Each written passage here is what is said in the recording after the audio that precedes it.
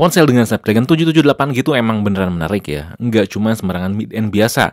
Nah, di tahun 2022 ini udah ada dua ponsel yang pakai chipset itu dan cukup harus diperhitungkan ya. Ada Vivo T1 Pro dan Xiaomi 12 Lite. Tapi gimana kalau dua ponsel itu dibandingkan dengan Samsung Galaxy A5 2S yang keluar tahun lalu? Tahun lalu emang ada beberapa yang pakai chipset Snapdragon 778G, tapi si Samsung Galaxy A5 2S itu bisa dikatakan yang masih hype ya sampai saat ini. Di compare kali ini saya gak akan bandingin secara spesifikasi teknis ya. Kalau misalkan spek doang mah ya kalian tinggal baca sendirilah. Itu lebih enak lah kayak misalkan GSM Arena atau di situs resminya langsung. Jangan nonton video. Di sini saya akan mengarahkan kalian mending beli yang mana ya sesuai dengan kebutuhan kalian. Karena inget ya, nggak ada ponsel yang paling bagus, absolut, nggak bisa diganggu-gugat gitu. Nggak ada yang gitu. Karena semua tuh balik lagi ke kebutuhan kalian gimana. Bukan semata-mata karena harganya yang paling mahal atau misalkan spek yang secara kertas tuh paling tinggi. Dan kalau disuruh milih ya di antara Xiaomi 12 Lite, Samsung Galaxy A5 2S atau Vivo T1 Pro emang cukup berat sih. Tapi misalkan disuruh milih ya harus salah satu banget nih dan menyesuaikan dengan kebutuhan saya harus pilih Vivo T1 Pro. Nah, kenapa pilih Vivo? Oke, di sini Fadil langsung aja kita bahas dan compare.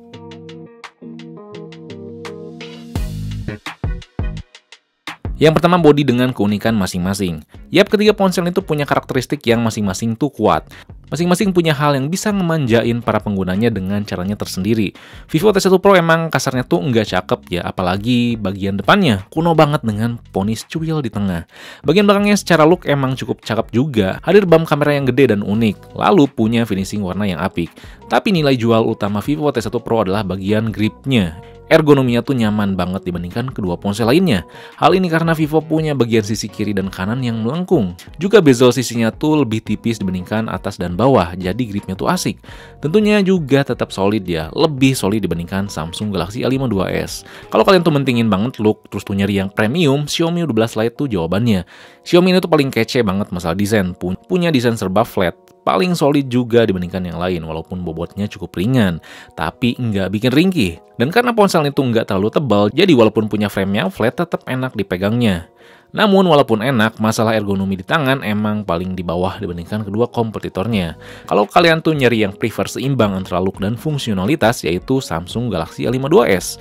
Apalagi di sini Samsung tuh punya jack 3,5 mm dan slot microSD di slot SIM kedua.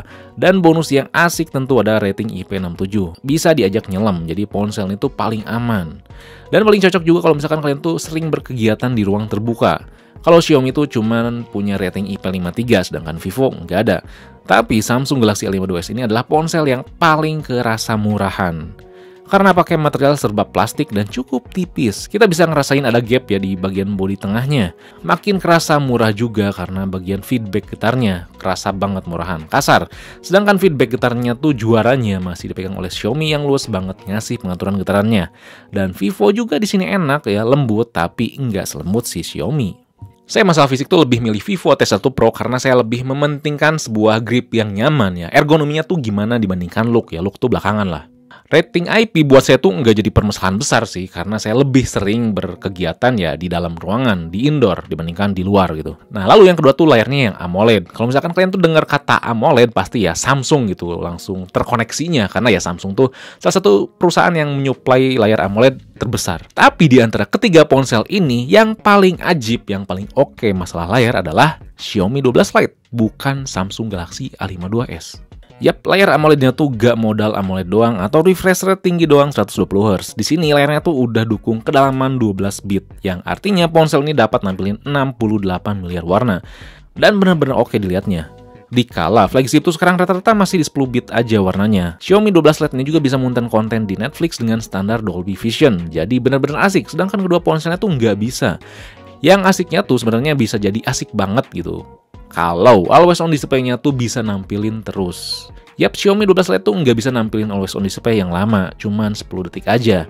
Always on display Samsung yang benar-benar oke ya. Karena lebih luas, notifikasi bisa dilihat dengan enak, juga bisa di-custom dengan bebas, walaupun temanya emang nggak sekece Xiaomi.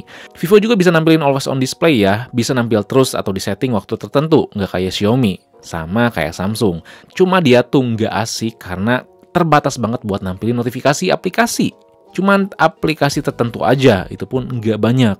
Jadi ya always on display di Vivo tuh cuman sekedar nampilin kalender atau jam. Lalu walaupun Vivo T1 Pro tuh cuman 90Hz, sebenarnya nggak masalah karena buat mata saya nggak terlalu bisa bedain antara 90Hz dan 120Hz. Ketiga ponsel ini urusan refresh rate dan animasi udah jangan diragukan lagi. Masalah fungsionalitas terlepas masalah always on display, ketiga ponsel itu bisa diajak kerjasama dengan baik. Tapi di Samsung dan Xiaomi lebih didukung dengan sistem sound yang baik karena memiliki kualitas speaker stereo yang cukup renyah. Kalau Samsung tuh terdengar lebih seimbang ya antara bass dan treble-nya, lebih kerasa stereo. Sedangkan Xiaomi lebih terdengar treble-nya. Vivo emang sebatas speaker mono aja, namun bisa dikatakan cukup baik karena bisa memberikan suara yang lantang dan lumayan ngebass. Bisa dikatakan lebih baik dibandingkan beberapa ponsel lain yang punya speaker stereo, contohnya Poco X3 GT. Tapi kalau dibandingkan dengan Samsung A52s dan Xiaomi 12 Lite, urusan speaker Vivo di paling bawah, tapi dengan catatan tuh nggak jelek banget ya. Jadi masalah speaker tuh dibagi ke satu arah, dua arah, tiga arah, dan sebagainya, itu tuh nggak nentuin suatu speaker tuh bagus ya. Yang nentuin bagus atau enggak adalah di teknologinya gimana dan tuning speakernya tuh gimana. Enggak selalu yang stereo tuh pasti enak ya, kadang ada juga yang cempreng gitu. Dan terakhir, ketiga ponsel ini punya sensor sidik jari di layarnya yang emang pemecahannya ya standar aja, nggak cepet ya, ada dedicated tombol sidik jari gitu. Nggak lambat, cuman nggak wah aja. Tapi urusan face unlock yang paling cepet tentu Vivo. Kalau Samsung ada di urutan paling bawah. Yang selanjutnya ada fitur dan development software. Ketiga ponsel ini memiliki fitur yang sama-sama lengkap baik software maupun hardware. Sedikit perbedaan yang harus diketahui di sektor hardware kalau misalkan Xiaomi punya Air Blaster. Sedangkan Samsung punya slot microSD yang nyatu sama slot SIM kedua, juga jack 3,5 mm. Sedangkan Vivo gak punya hal unik yang dimiliki Xiaomi dan Samsung tersebut. Tapi untungnya Vivo ini punya kayak Xiaomi gitu, punya fitur Bluetooth 5.2 yang irit daya dan bisa ngasih sistem audio yang lebih baik dibandingkan Samsung yang sebatas Bluetooth 5.0.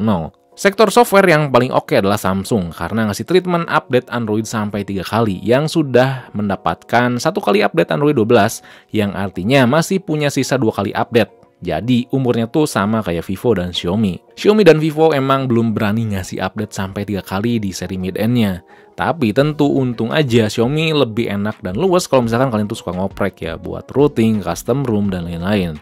Jadi kalau kalian tuh doyan ngoprek, Xiaomi masih sangat bisa diandalkan. Samsung juga emang bisa, tapi sekalinya dioprek terus dibalikin ke aslinya tetap bakal ada cacat atau bekasnya. Karena kalau pernah di routing dan kawan-kawan, Samsung tuh si knox-nya nggak akan bisa jalan. Ini disayangkan banget. Kalau Vivo tetap tegas kayak dulu, Vivo tuh nggak ngizinin ponsel mereka mau di routing dan sebagainya. Udah panceg gitu dari dulu. Dan walaupun Vivo tuh nggak bisa dioprek banget, tapi pengalaman penggunaannya tuh paling solid dibandingkan Samsung dan Xiaomi. FunTouch OS dari Vivo emang nggak secakep One UI dan nggak seunik MIUI, tapi urusan penggunaan tuh lebih solid ya, baik secara penggunaan biasa, multitasking, atau main game. Di Vivo juga saya lebih ngerasa maksimal menggunakan layanan Google ya, buat backup dan restore di Google Photos tuh lebih cepat, sinkronisasi Gmail oke, kontak dan layanan Google lainnya tuh lebih solid ya. Fitur-fitur yang ada tuh bisa dieksekusi dengan baik. Yang ganggu emang ya Vivo tuh selalu muncul iklan sesudah beres nginstal aplikasi di Play Store. Nah, kenapa saya bisa katakan Vivo tuh kerasa lebih solid? Bukan semata-mata karena softwarenya atau si Snapdragon 778G-nya, tapi kebantu karena si sistem coolingnya. Sistem cooling di Vivo T1 Pro adalah yang terbaik dibandingkan kedua kompetitornya. Dipakai intens, pemakaian tanpa game tuh lebih adem, termasuk saat bermain game tentunya. Suhu tuh lebih terjaga. Samsung dan Xiaomi tuh kerasa banget cepet anget suhunya, apalagi kalau dipakai main game. Tapi Vivo tuh nggak punya keunikan dan pengalaman yang unik yang ada di Xiaomi 12 Lite dengan MIUI-nya. Xiaomi 12 Lite punya MIUI yang nggak punya banyak bugs kayak di seri Redmi atau Poco yang mid-end. MIUI di sini tuh bisa memberikan pengalaman Android yang masih unik, serasa Android dan iOS. Sebuah identitas yang dari dulu tuh dipertahankan saat Xiaomi belum ngerilis ponsel satupun. Dan walaupun Samsung nggak seadem Vivo dan nggak seunik Xiaomi, One UI tetap bisa memberikan pengalaman Android yang lebih seimbang antara penampilan dan fungsionalitas. Apalagi sistem update patch keamanan dan update Android di Samsung tuh terbaik dibandingkan Xiaomi dan Vivo. Hal seimbang di Samsung ini juga termasuk dalam sektor pengalaman daya tahan baterainya. Samsung bisa memberikan screen on time yang baik yang posisinya tuh di antara Vivo dan Xiaomi. Dengan pemakaian intens tanpa ngegame di patch Juli 2022 bisa ngasih screen on time 5 jam 40 menitan. Sedangkan Xiaomi tuh kerasa paling jelek karena screen on time-nya ngasih 4 jam setengah aja. Dan Vivo paling ajib, karena bisa manage suhu dengan baik, kapasitas baterai lebih besar, jadi daya tahan baterai itu saya paling suka ya, bisa ngasih screen on time 9,5 jam. Semua dengan konsumsi daya kisaran 90%-an. Terakhir, sayangnya walaupun Samsung baterainya tuh bisa dikatakan standar ya, lebih awet dibandingkan Xiaomi, tapi dia tuh pengisian dayanya lambat banget, cuma 25 watt aja. Itu pun charger bawaannya cuma 15 watt, sedangkan Vivo dan Xiaomi itu udah lebih dari 60 watt. Yang terakhir adalah kamera beda karakteristik. Sektor kamera di sini tuh karakteristiknya kerasa banget beda. Sekilas kalau jepret-jepret scene di cukup cahaya, terus pemandangan, kita nggak bisa bedain begitu jauh, kayak sama aja. Tapi kalau diperhatikan baik-baik, kayak gambar pohon ini, Vivo bisa ngambil gambar lebih cerah. Padahal sebenarnya Vivo kan nggak nargetin kamera, dia tuh lebih ngejar performa. Sebenarnya Vivo tuh biar kelihatan bagus, dia asal ningkatin kecerahan, yang hasilnya warna hijau daunnya dan warna lainnya tuh kelihatan jadi pucat, sedangkan Samsung dan Xiaomi bisa lebih seimbang. Namun Samsung masalah dynamic range tuh kurang gigit. Kita lihat gambar motor ini, Samsung nggak bisa memanage backlight dengan baik, sehingga bagian belakang tuh terlihat banget overexposed. Vivo bisa memanage backlightnya dengan baik, namun tampak depannya tetap kelihatan menjadi putih, nggak kayak Xiaomi yang bisa ngefilter cahaya dengan baik ya, bagian depan nggak jadi putih kayak Vivo. Tapi walaupun Samsung dynamic range itu kalah, urusan warna bisa nampilin cukup natural. Xiaomi itu kelihatan agak ditingkatin ya, kayak Vivo. Lalu detail muka di Samsung tuh lebih kelihatan enak ya dibandingkan Xiaomi. Si Xiaomi tuh kelihatan banget ya dimulusin, padahal mode cantik tuh udah mati. Untuk urusan bokeh, lebih baiknya Xiaomi karena bisa memisahkan antara background dengan objek cukup baik. Samsung tuh masih kelihatan kasar buat misahinnya. Vivo lebih baik bokehnya, namun si kulit muka tuh tetap kelihatan dicerahin dibandingkan Xiaomi, apalagi Samsung. Tapi untuk urusan ultrawide, Vivo bisa lebih enak dilihatnya karena bisa ngambil cahaya lebih banyak. Untuk urusan detailnya, ketiga ponsel ini sama-sama standar lah ultrawide-nya. Kalau indoor dengan kondisi cahaya yang ngepas, lagi-lagi Samsung bisa ngambil detail dengan baik. Tulisan di bawah rahasia ilahi ini lebih terlihat jelas di Samsung dibandingkan Xiaomi dan Vivo. Warna pencahayaannya juga bisa lebih terlihat natural, sedangkan Xiaomi dan Vivo tuh terlalu cool. Walaupun mode auto, Samsung bisa ngambil objek dengan baik di kondisi low light. Berbeda dengan Xiaomi dan Vivo yang underexposed. Namun ketika mode malam dinyalakan, Xiaomi dan Vivo bisa mengimbangi Samsung. Ya emang Vivo tuh kelihatan lebih terang, tapi itu tuh asal terang aja. Karena huruf di keyboardnya tuh nggak bisa difilter dengan baik, yang mengakibatkan huruf tuh nggak sejelas tangkapan Xiaomi, terlalu glowing. Kalau objek manusia low light dan mode tuh auto, lagi-lagi Samsung bisa mengeksekusi dengan baik ya, cahaya yang diambil tuh lebih banyak. Dan ketika diambil dengan mode malam, Vivo terlihat lebih cerah, namun noise tuh kelihatan banget ya. Di Samsung noise tuh lebih kelihatan berkurang, tapi detailnya menjadi nggak ngigit. Detail tuh menjadi kurang dan lebih bagus detailnya tuh di Xiaomi. Xiaomi tuh lebih enak detailnya, walaupun emang nggak secerah Samsung, tapi minimalisir noise-nya tuh lebih oke. Jadi bisa dikatakan kalau kamera belakang lebih suka hasil yang natural Samsung pilihannya. Detailnya tuh cukup apik, dengan catatan dynamic range-nya tuh nggak sengigit Xiaomi. Xiaomi tuh menangnya di low light, bisa meminimalisir noise dengan baik, tapi tanpa menghilangkan detail yang penting. Xiaomi tuh nggak sembarangan asal cerah atau asal minim noise, sedangkan Vivo emang ya sekali lagi pasarnya tuh bukan nargetin kamera. Tapi walaupun begitu, bisa mengambil gambar yang selalu cerah dengan catatan nggak natural dan noise sulit tereduksi. Lalu untuk selfie, Vivo bisa dikatakan berkompetisi cukup baik. Kasarnya tuh nggak sejelek kamera belakangnya. Walaupun tone warna Vivo seringnya terlalu cool, tapi dia bisa mengambil warna kulit dan detail wajah yang sangat baik dalam kondisi cukup cahaya maupun kurang. Kalau Xiaomi tuh sedikit dicerahin, sedangkan Samsung sedikit dihalusin si kerutan mukanya. Tapi Vivo kurang ngigitnya tuh ketika selfie-nya backlight. Overall kalau selfie saya sukanya ada di Vivo ya. Tapi kalau kalian tuh doyan selfie malam-malam banget ya, Xiaomi pilihan terbaik karena punya LED flash di bagian depan. Untuk sektor video saya ngambil semua di 4K 30 fps. Saya bisa katakan Vivo ada di urutan paling bawah karena kelihatan banget bergetar. Dan gambar pun terlalu cerah, padahal kondisi itu udah cerah juga. Detailnya emang cukup baik, tapi ketutupan sama kecerahan dan kestabilan yang kurang pas. Sedangkan Samsung dan Xiaomi bisa ngambil gambar yang cukup stabil, cukup enak dilihat termasuk detailnya. Tapi Xiaomi itu bisa mengambil cahaya lebih dapat. Pohon terlihat lebih cerah tanpa meningkatkan kecerahan berlebihan kayak di Vivo. Dynamic range-nya juga cukup dapat, terlihat warna langit biru yang cukup kelihatan baik. Emang nggak natural, lebih naturalnya tuh di Samsung, tapi peningkatan warna di Xiaomi nggak ngerasa berlebihan dan menjadi pemanis yang pas. Untuk video selfie, Samsung tuh lebih luas karena bisa nyampe resolusi 4K. Tapi buat bandingin saya ngambilnya di 1080p semua ya, biar fair. Dan Vivo tetap ada di bawah karena masih ambil cahaya berlebihan. Detail dan warna wajah lebih renyah dilihatnya tuh di Samsung, lebih natural. Xiaomi itu kelihatan sedikit diperhalus, tapi Samsung nggak bisa ngasih background yang semanis Xiaomi. Karena background di Samsung tuh terkesan hambar. Dan masalah kestabilan lebih stabil Samsung, karena Samsung tuh ngambil gambarnya di crop ya, jadi kelihatannya lebih stabil. So, overall untuk sektor video, saya lebih suka Xiaomi. Kecuali kalian suka ngambil objek yang natural, terlepas dynamic range-nya tuh kurang dapet, Samsung pilihan yang bisa diandalkan. Apalagi Samsung bisa pindah-pindah kamera waktu saat melakukan perekaman. Kalian bisa lihat ya perbedaannya, dan kalau misalkan dipakai jalan, nanti ya dilihat stabil yang mana sih, cuman sekilas detailnya emang si Samsung lebih rapih ya, sedangkan si Vivo agak dipertajam ya di sebelah sini. Dan kalau misalkan backlight juga kelihatan di belakang masih overexpose, sedangkan Samsung sama juga sih, semuanya sama, cuman detail tiap mukanya emang beda ya, seperti itu.